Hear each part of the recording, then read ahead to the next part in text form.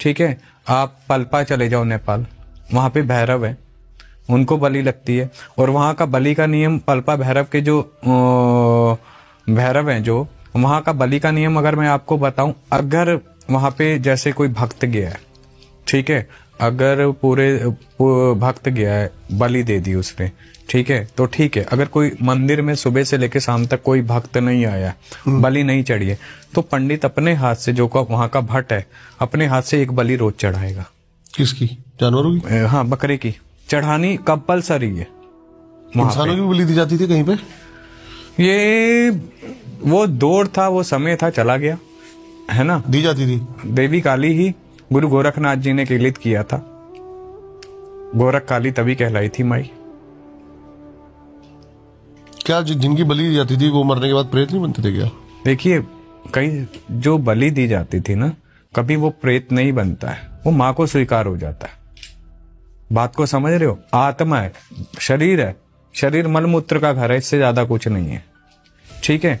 जिसका जैसे नियति में पहले ही वही कहा था, एक किताब होती है, ठीक है, हर एक की। आपकी भी किताब बनी हुई है, हमारी भी बनी हुई है। जब हमारा जन्म हुआ, किस उद्देश्य से हुआ, कहाँ तक जाएगी इसकी आयु, हर एक चीज वहां पे ऑलरेडी लिखी जा चुकी है। बात को समझना, वो लिखी जा चुकी है। तो हमें कैसे मरना है, वो उसने पहले ही लिख दिया है। तो ये सिर्फ एक कारण बन जाता है, एक नाम बन जाता है, क्योंकि उसकी इजाजत के बिना तो पत्ता भी नहीं हिलता है। प्रकृति स्वयं कल्प वृक्ष है, वो देना जानती है ना, तो वो लेना भी जानती है। अगर उसने श्वास दे रखे हैं तो वो कैसे लेगी, वो उसे बहुत अच्छे से पता है। इसलिए कहते हैं कर्म योगी बनो, अपने कर्मों को इतनी सतगति दो कि आपको जब आपकी मृत्यु हो ना, तो मृत्यु भी सुकून से हो।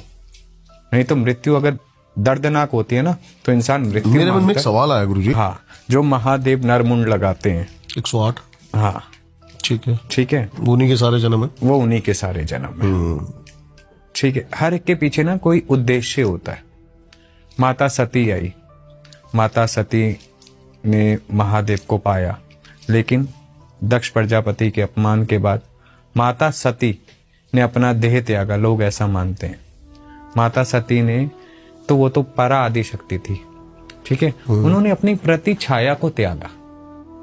स्वयं वो जगदम्बा लोक चली गई पुनः पूर्ण शक्तियों के साथ, लेकिन जो उनका देह रह गया था, प्रति छाया रूप रह गया था, वो उन्होंने त्यागा था वहां पे। क्योंकि पराशक्ति को कौन मार सकता है, वो कैसे देह त्याग सकती है, जो कण कण में वास करती है। ये चीज समझनी बहुत जरूरी है। लोगों को लगता है कि सती माता ने देह त्याग दिया। सती माता के प्रतिरूप ने, उनके शरीर ने देह त्यागा। वो जो शक्ति का ऊर्जा स्रोत था, पिंड था, वो तो स्वयं पुनः चला गया अपने जगदम्बा लोक।